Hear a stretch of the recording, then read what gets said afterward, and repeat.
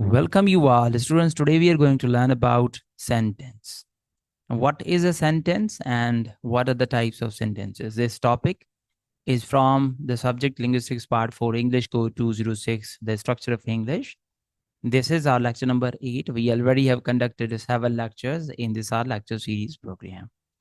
This topic is not only essential for the students of linguistics, but it is also very important for those who want to learn English grammar. So without a further ado, let's talk about our today's topic.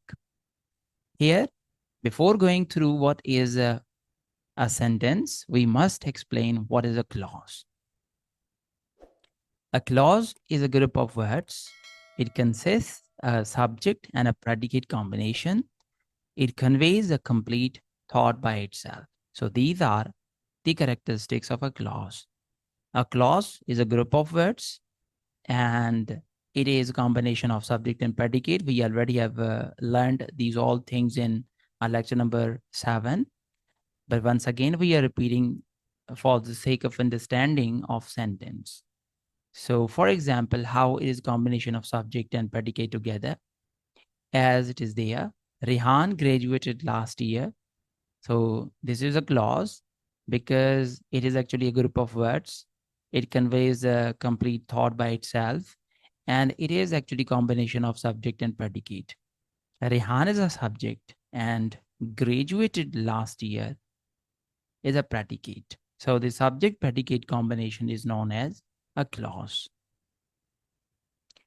Here is another sentence. Ali doesn't save us. This is also a clause. Ali will forgive all the disbelievers in the hereafter. This is also another clause. How these are clauses, please give into the comment box. Here, what are the kinds of clauses? So there are two kinds of clauses. Number one, independent clause, and number two, dependent clause. So let's begin and talk about one by one these kinds. So number one, independent clause, or we may call it main clause or principal clause. So these are different ways to call this independent clause. Independent clause is without or with coordinating conjunction, as we call them fanboys.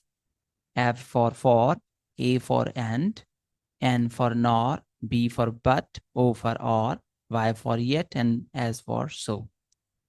Number B, it could stand itself, means it gives meaning, complete meaning, and doesn't need any other clause for its existence. Mean to say, an independent clause is independently could stand itself. For example, you may sit.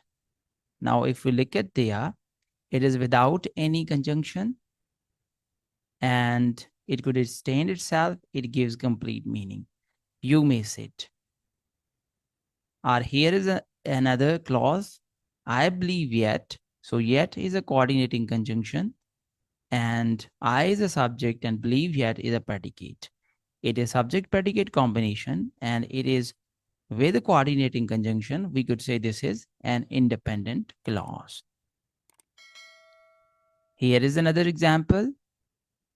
Please give into the comment box what kind of independent clause is this. And here is one more sentence for you.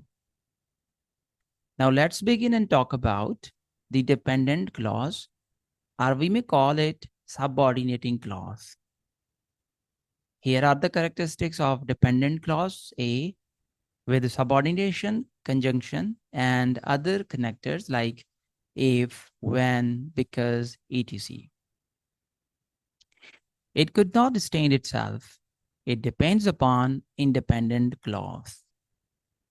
It doesn't give complete thought. So it is with the help of independent clause, it could stand. Like you may say it whenever you may like. So you may say it is a independent clause and whenever you may like is a dependent clause. Independent, dependent. So dependent always comes along with an independent clause. Like you may say it whenever you may like. Thus we may call it a dependent clause. And this dependent clause is having a subordination conjunction whenever. Here is one more sentence, and now it is asked to you that please give into the comment box how there is independent and dependent clause, and we may call it a dependent clause. Or here is one more example for you. Now let's begin, students, and talk about our main topic, and that is what is a sentence. It is combination of clauses together. So simple. Sentence is a combination of clauses together. And there are 4 types of sentences. Number 1, simple sentence. Number 2, compound sentence. Number 3, complex sentence. And number 4, compound complex sentence. So let's begin one by one these all types of sentences. Number 1, simple sentence. Simple sentence consists of only one independent clause. So an independent clause, we may call it a simple sentence. Like Ali goes to gym every day. So Ali is a subject and goes to gym every day is a predicate. So this is without any coordinating or coordination or any other type of conjunction. We may call it a simple sentence.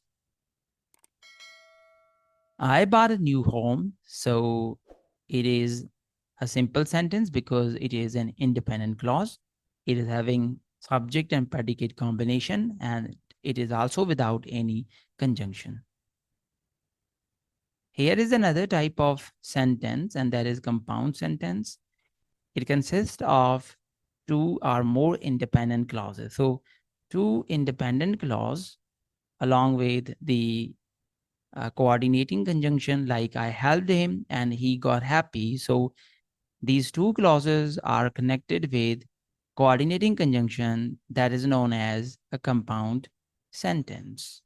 Like here is another example, and he is sick, yet he's working. So these 2 independent clauses are connected with coordinating conjunction, yet as we already have learned that simple or independent clause is either connected with coordinating conjunction or it is without any conjunction.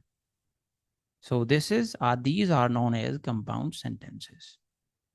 So here is, as I already have explained, these are 2 independent clauses together. They make compound sentence. Here is number 3rd, and that is complex sentence. And here are the characteristics of complex sentence. 1 independent and at least 1 dependent clause. And complex sentence clauses are joined by subordinating conjunctions like although, since, when, unless.